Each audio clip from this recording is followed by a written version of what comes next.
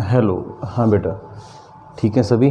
चलिए, तो एक नई वीडियो में मैं आपके साथ हूँ और आज हम इसमें डिस्कस करेंगे क्लास 12th ऑर्गेनिक केमिस्ट्री। हम हेलो अल्केन हेलो एरिन्स पढ़ रहे हैं।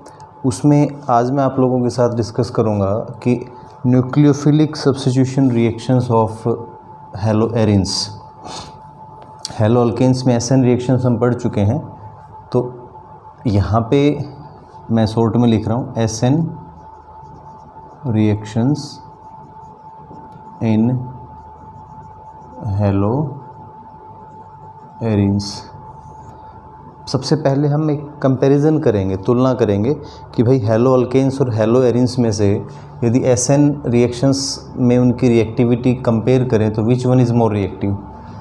एराइल हैलाइड्स, हेलो एरिन्स कह दूँ या एराइल हैलाइड्स, शॉर्ट में लिख सकते हैं halides are less reactive then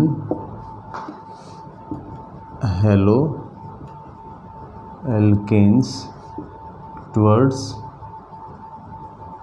SN reactions. कारण क्या है इसका, उस चीज़ को बड़ा इम्पोर्टेंट है ये, इसको हमें डिस्कस करना है।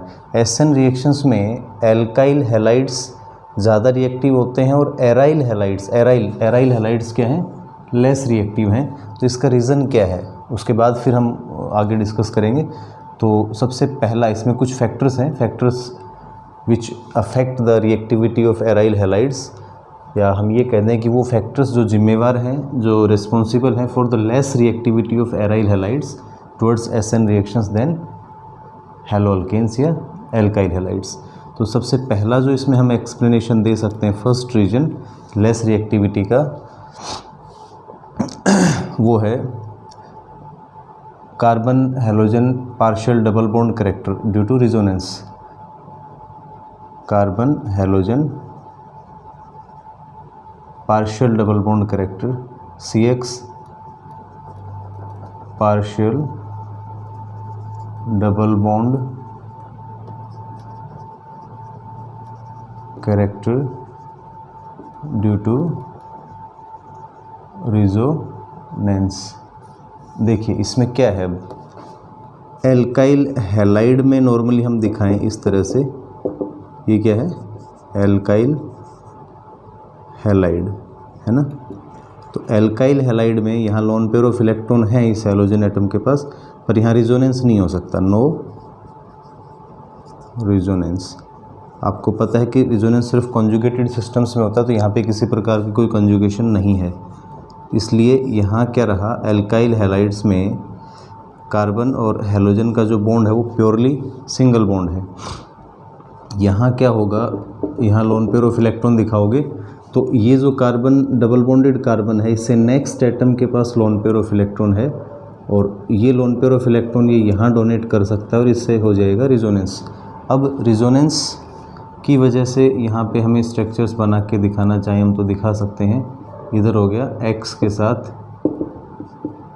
डबल बॉन्ड और उस पर स्लाइट पॉजिटिव चार्ज है ना, और इधर आ जाएगा हमारा नेगेटिव चार्ज, यहाँ लोन पेयर ऑफ इलेक्ट्रॉन आ गया। तो ये जो कार्बन हैलोजन बॉन्ड है इसमें पार्शियल डबल बॉन्ड कैरेक्टर आ गया, उसके आगे आप दिखा सकते हो फर्दर इस तरह से रिजोनेंस होगा। तो सबसे मेन चीज़ आपको जो एक्सप्लेन करनी है ये फर्स्ट पॉइंट में, वो यही बताना है कि भाई carbon halogen bond alkyl halide में और एराइल हैलाइड में, तो यहाँ एल्काइल हैलाइड्स में क्या रहेगा, प्योर सिंगल बॉन्ड, ठीक है। सिंगल बॉन्ड और डबल बॉन्ड में से सिंगल बॉन्ड वीक होता है, तुम्हें पता है। और इधर क्या आ जाएगा, partial double bond character.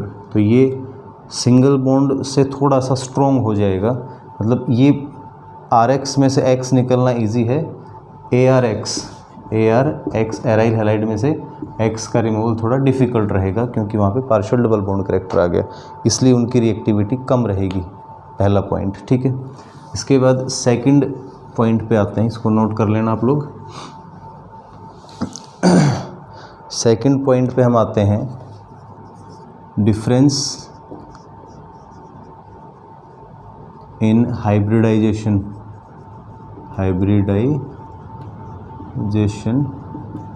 State of carbon atom having halogen.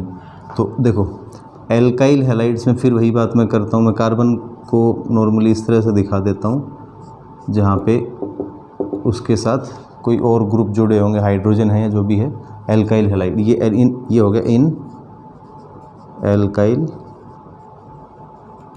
Halides, चाहे आप इनके साथ R और इस तरह से मैंने H दिखा दिया। तो ये जो कार्बन है ये कैसा है, sp3 हाइब्रिडाइज्ड है। अब बात आती है एराइल हैलाइड्स की, एरोमेटिक हैलाइड्स की, बेंजीन रिंग, उसके साथ हैलोजन, ठीक है। तो ये वाला जो कार्बन है ये कैसा है, अब ये sp2 हाइब्रिडाइज्ड है क्योंकि यहाँ पे डबल बॉन्डेड है, ये डबल बॉन्ड में इंक्लूड है, ठीक है, इन एराइल हैलाइड्स। तो अब मुझे ये बताओ एराइल हैलाइड्स में कि भाई इलेक्ट्रोनेगेटिविटी किसकी ज़्यादा होती है। यहाँ तुम्हें पता होगा order of electronegativity of different hybridization carbons का क्या होता है, sp सबसे ज़्यादा इलेक्ट्रोनेगेटिव, फिर sp2 हाइब्रिडाइज्ड कार्बन और सबसे कम होता है sp3 हाइब्रिडाइज्ड कार्बन। ये क्या है, ऑर्डर ऑफ इलेक्ट्रोनेगेटिविटी कह दें। और एक चीज़ और है, जितना s करैक्टर ज़्यादा होगा उतना ही वो जो हाइब्रिड ऑर्बिटल है उसका वो स्मॉल होगा, साइज़ में छोटा होगा, तो बॉन्ड स्ट्रॉन्ग बनेगा, ठीक है। तो हम लिख सकते हैं greater the percentage of s orbitals in hybrid orbitals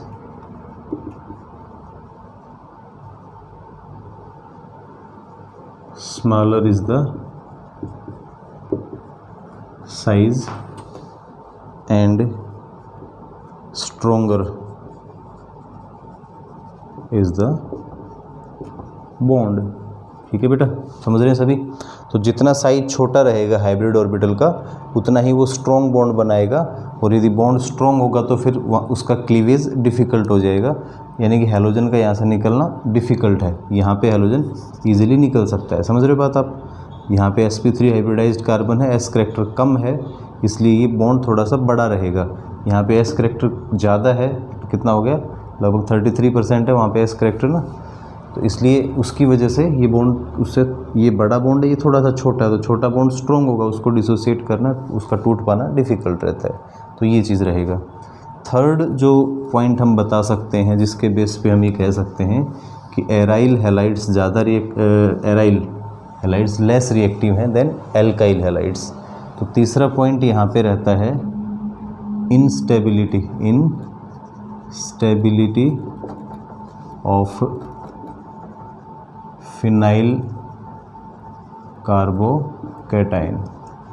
देखो यदि एराइल हैलाइड का सेल्फ आयोनाइजेशन हो जाए, हम मान लें कि भाई हैलोजन वहाँ से निकल गया है ना, ये X नेगेटिव यदि यहाँ से निकल जाए तो पीछे जो फिनाइल कार्बोकैटायन बनेगा, X नेगेटिव हमारा ये चला गया मान लो, तो उससे अब दिक्कत क्या है कि ये जो कार्बोकैटायन है यहाँ पे रिजोनेंस नहीं होगा, क्योंकि जिस ऑर्बिटल के पास ये पॉजिटिव चार्ज है वो ऑर्बिटल इन डबल बॉन्डेड जो पाई बॉन्ड बना रहे हैं, जो अनहाइब्रिडाइज्ड ऑर्बिटल्स, उनके साथ वो पैरेलली अलाइंड नहीं होता, आउट ऑफ प्लेन है, उनका प्लेन और उस प्लेन में डिफरेंस है, इसलिए यहाँ रिजोनेंस नहीं होगा, नो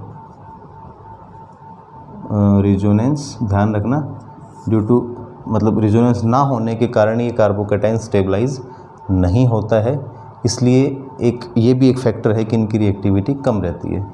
नेक्स्ट एक लास्ट चीज़ और बता सकते हैं हम, फोर्थ इलेक्ट्रॉनिक रिपल्सन्स। इलेक्ट्रॉनिक रिपल्सन, देखो यहाँ क्या है, अब हम न्यूक्लियोफाइल के अटैक की बात कर रहे हैं ना, न्यूक्लियोफिलिक सब्स्टिट्यूशन रिएक्शंस की रिएक्टिविटी कम, हम ये कह रहे हैं। तो RX में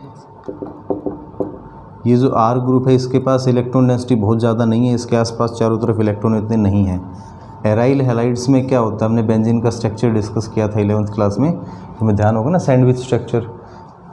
बेंजीन कार्बन रिंग के ऊपर भी और नीचे भी दोनों तरफ electron cloud, pi electron cloud होता है।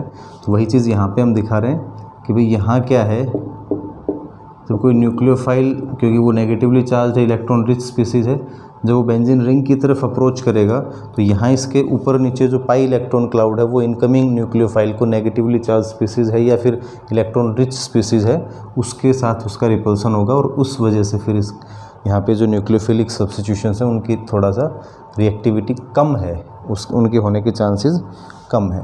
तो ये एक इम्पोर्टेंट टॉपिक बनता है, क्वेश्चन इस पर पूछा जा सकता है कि explain why aryl halides are less reactive than alkyl halides. तो आपको अच्छे समझ में आ गया होगा, चारों पॉइंट्स आप बता सकते हैं क्लियर से, ठीक है।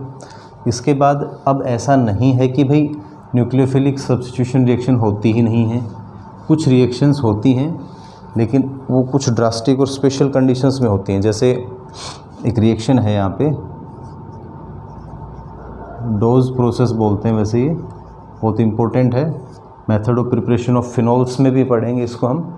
इंडस्ट्रियल प्रिपरेशन ऑफ फिनॉल के लिए यूज़ किया जाता है, बहुत लार्ज अमाउंट में स्केल, बड़े स्केल पे यदि फिनॉल प्रिपेयर करना है तो ये वाला मेथड यूज़ करते हैं। होता क्या है बेटा, देखो फिनॉल प्रिपेयर करने के लिए, वैसे तो बेंजीन से फिनॉल बनाना हो तो भी आप क्या कर सकते हैं, क्लोरीन की रिएक्शन करें इसके साथ पहले, और हम FeCl3 की प्रेजेंस में, अनहाइड्रस FeCl3 की प्रेजेंस में, तो क्लोरोबेंजीन बन जाएगा आपका, ठीक है। क्लोरीन इलेक्ट्रोफिलिक सब्स्टिट्यूशन बेंजीन पे इजीली हो जाता है, तो इलेक्ट्रोफिलिक सब्स्टिट्यूशन से हमने बेंजीन से क्लोरोबेंजीन बनाया। अब क्लोरोबेंजीन की रिएक्शन हम करवाते हैं NaOH के साथ, NaOH, ठीक है। पहले कंडीशंस लिख दूँ मैं आपकी,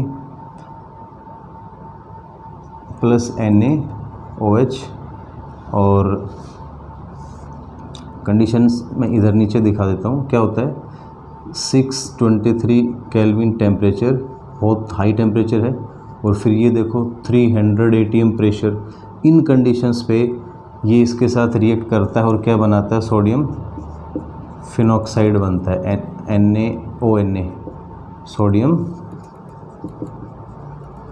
फिनॉक्साइड, ठीक है। और फिर हम इसका एसिड के साथ रिएक्शन करेंगे, एसिडिफिकेशन करेंगे इसका, हम HCl से रिएक्शन करवाते हैं तो यहाँ से Na पॉजिटिव और ये Cl नेगेटिव निकल जाएगा, माइनस NaCl और H पॉजिटिव उधर जुड़ के फिनॉल बन जाता है। तो ये इस तरह से NCERT में ये रिएक्शन दिखाई हुई है। इसका मैकेनिज़्म भी मैं आपको बताऊँगा, या अभी बता दूँ साथ साथ, डोज प्रोसेस का मैकेनिज़्म बहुत इंपॉर्टेंट है। वैसे तो देखो NCERT के अंदर बिलियंस ऑफ कंपाउंड्स हैं, और सभी कंपाउंड्स का यदि सभी रिएक्शंस का यदि हम मैकेनिज़्म पढ़ने बैठ गए तो मुझे लगता है कि फिर केमिस्ट्री का सिलेबस पढ़ने में आपको 4-5 साल लग जाएंगे, और फिर भी वो याद रहे या ना रहे वो एक अलग बात है। इसलिए बहुत ज़्यादा मैकेनिज़म्स करने की ज़रूरत नहीं होती है। NCERT स्टैंडर्ड है हमारी, NCERT के अकॉर्डिंग चले, NCERT में इसका मैकेनिज़्म नहीं दिया हुआ है, बट फिर भी एक बार इसका मैकेनिज़्म हम डिस्कस कर लेते हैं। NCERT में सीधा दिखाया हुआ है, और भी शॉर्ट में आप दिखा सकते हो। NCERT में तो ऐसे लिखा हुआ है कि भाई क्लोरोबेंजीन, ठीक है, दो चीज़ें हैं, फर्स्ट NaOH वहाँ पे, और सेकंड आप HCl जो हमने दिखाया। तो उसके अलावा आपका टेम्परेचर 623 केल्विन और 300 ATM प्रेशर, और आप डायरेक्ट फिनॉल दिखा सकते हैं, जैसे इस तरह से हम दिखाते हैं कि फिनॉल बन जाएगा। लेकिन मैकेनिज़्म क्या है, किस तरह से रिएक्शन होती है, वो मैं एक बार डिस्कस करना चाहूँगा आपके साथ। चलिए देखिए, इसका मैकेनिज़्म यदि हम देखें डोज प्रोसेस का, तो सबसे पहले हम क्लोरोबेंजीन लेंगे। क्या लेंगे बेटा, क्लोरोबेंजीन, ठीक है। इसकी रिएक्शन NaOH के साथ करवाएं, तो NaOH क्या करेगा, वो OH नेगेटिव आयन देगा बेस। अभी देखो इधर मैंने H को अलग से लिखा है, बाहर दिखाया, ये इलेक्ट्रोनेगेटिव है क्लोरीन, तो इस कार्बन के पास इलेक्ट्रॉन डेंसिटी डिक्रीज़ होगी, तो ये दोनों जो नज़दीक वाले कार्बन है, एडजेसेंट कार्बन, उधर से इलेक्ट्रॉन्स को खींचेगा, तो ये या ये हम कह सकते हैं कि ये एसिडिक हाइड्रोजन है, और ये बेस फिर क्या करेगा, इस एसिडिक हाइड्रोजन को निकाल लेगा, और इधर क्या बन जाएगा भाई, ये जो लोन बॉन्ड पेयर था वो इस कार्बन पे शिफ्ट हो जाएगा इधर यहीं, तो हमारे पास ये क्लोरीन ये बॉन्ड ये बॉन्ड ये बॉन्ड और यहाँ पे नेगेटिव चार्ज आ गया, ठीक है, वाटर वो निकल गया। अब ये बॉन्ड इधर शिफ्ट होगा और क्लोरीन एक बहुत अच्छा लिविंग ग्रुप है, वो जल्दी यहाँ से अलग हो जाता है, तो ये अपना इलेक्ट्रॉन लेकर यहाँ से चलता बनेगा, भाग जाएगा और आपके पास क्या बनेगा, देखो एक ज़बरदस्त चीज़ बन रही है। ये क्या है, ये कार्बन कार्बन में ट्रिपल बॉन्ड, बॉन्ड तो बन सकता है क्योंकि पहले यहाँ से हाइड्रोजन घटा इस कार्बन से और यहाँ से क्लोरीन, तो ट्रिपल बॉन्ड बन गया। इसको बेंजाइन बोलते हैं बेटा, बेंजाइन बन गया। एक इंटरमीडिएट है, हाईली अनस्टेबल है बट बनता है यहाँ पे। फिर बेंजाइन बनने के बाद अब हम क्या करेंगे, इसकी दोबारा से NaOH के साथ रिएक्शन दिखाएंगे, NaOH के साथ रिएक्शन दिखाएंगे, ठीक है। अब क्या होगा, ये जो डबल बॉन्ड है यहाँ पे ना, ये इधर शिफ्ट होगा। अब ये जब इधर शिफ्ट होगा तो ये OH नेगेटिव, हमारा जो OH नेगेटिव यहाँ से निकलता है NaOH से, ये इस कार्बन पे अटैक कर सकता है। मैं इनको हटा लेता हूँ। इस कार्बन पे जब ये बॉन्ड इधर आएगा तो इस पर पॉजिटिव चार्ज आएगा, इसलिए इसको मैं इधर ले आता हूँ, इधर दिखाता हूँ। क्या हुआ आपका, यहाँ हमारा OH जुड़ा, ये बॉन्ड ये बॉन्ड ये बॉन्ड और यहाँ पे नेगेटिव चार्ज आ गया। फिर से क्या आ गया, नेगेटिव चार्ज। अब होगा प्रोटॉन ट्रांसफ़र, प्रोटॉन ट्रांसफ़र। यहाँ से मैं इसको थोड़ा अलग निकाल के दिखाता हूँ। ये जो हाइड्रोजन है यहाँ पे लोन पेयर ऑफ इलेक्ट्रॉन, ये इसको अट्रैक्ट करेंगे अपनी तरफ, ठीक है। तो ये हाइड्रोजन यहाँ इस कार्बन पे आ जाएगा इधर, और क्या हो जाएगा, ऑक्सीजन के पास नेगेटिव चार्ज, ये बॉन्ड ये बॉन्ड ये बॉन्ड, यहाँ पे वो हाइड्रोजन वापस जुड़ गया इधर आके, ठीक है। फिनॉक्साइड आयन बन गया। ये क्या बन गया हमारा, फिनॉक्साइड आयन। इस तरह से फिनॉक्साइड आयन बन गया। अब इसके बाद क्योंकि वहाँ पे देखो NaOH का जब OH गया तो वहाँ पे ये Na पॉजिटिव था, तो वो इधर दिखा सकते हो आप Na पॉजिटिव इसके साथ, तो इस तरह से ये फिर सोडियम फिनॉक्साइड बन जाता है। तो ये इस तरह से बनता है। और फिर इसका हम एसिड के साथ रिएक्शन जैसे HCl से करें तो वहाँ से फिर NaCl निकलेगा। और आपका देखो बेटा, ध्यान से देखो क्या हो गया, H जुड़ गया और क्या बन गया, जो बनाना चाह रहे थे वही बन गया, फिनोल बन गया। तो ये डोज प्रोसेस का इस तरह से मैकेनिज़्म है। यदि आप नीट के लिए IIT के लिए प्रिपेयर कर रहे हैं, जैम के लिए, तब आपको ये इम्पोर्टेंट है। अदरवाइज़ तो बोर्ड्स के लिए कोई ज़्यादा ज़रूरत नहीं है। NCERT में ये मैकेनिज़्म नहीं है तो इसको हम छोड़ भी सकते हैं। अब कुछ और एग्जांपल्स की बात करें कि इसी डोज प्रोसेस में हमने दिखाया कि बहुत हाई टेम्परेचर और प्रेशर कंडीशंस पे रिएक्शन होती है। अब यदि मैं यहाँ पे इलेक्ट्रॉन विड्रॉइंग ग्रुप अटैच करूँ, इसके साथ क्लोरीन है इधर, यहाँ पे पैरा पोजीशन पे लेता हूँ पहले, वहाँ तो ऑर्थो पे तो क्या हो जाएगा, स्टेरिक हिंड्रेंस का इफेक्ट आ जाएगा। तो अब यदि एक इलेक्ट्रॉन विड्रॉइंग ग्रुप लगा दिया ना हमने, तो फिर प्रेशर की ज़रूरत नहीं रहेगी। यहाँ पे 473 केल्विन टेम्परेचर पे रिएक्शन हो जाएगी हमारी, इसके साथ NaOH फर्स्ट और सेकंड कंडीशन हमारी वही HCl ऐसे लिख सकते हैं शॉर्ट में हम।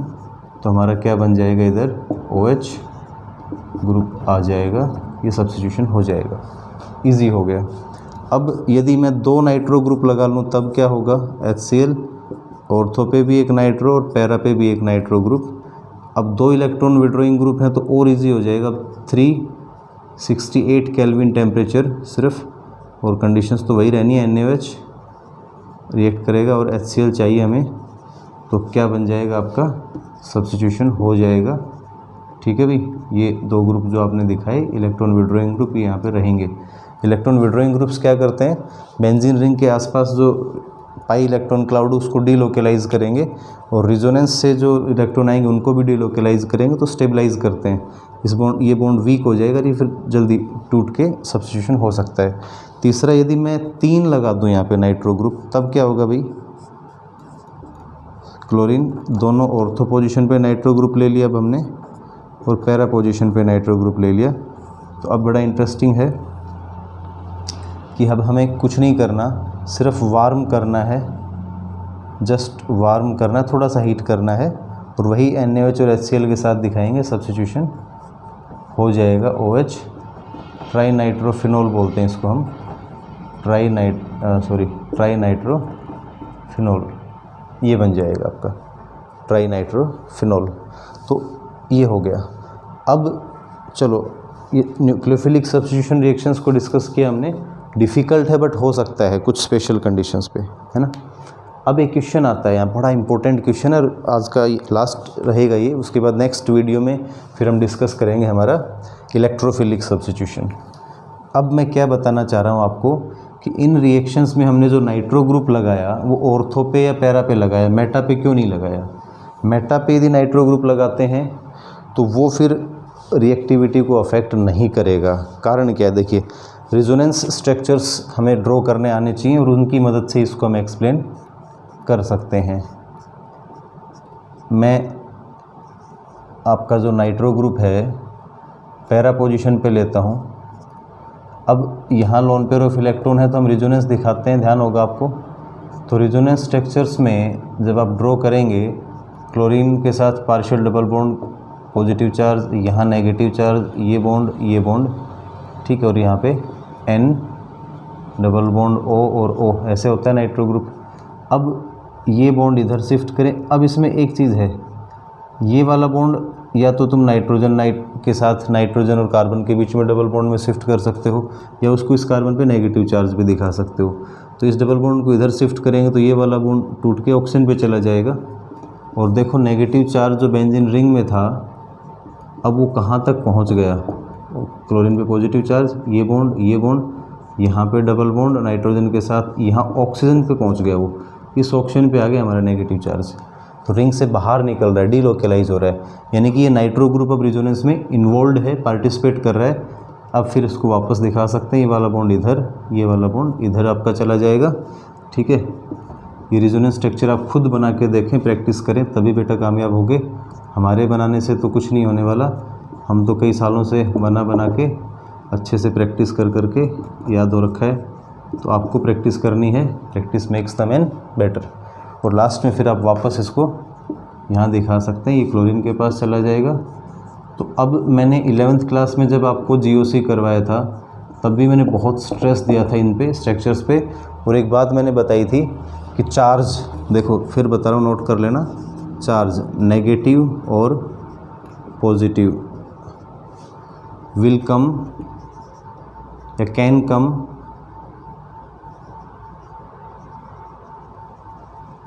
Only on ortho and para positions.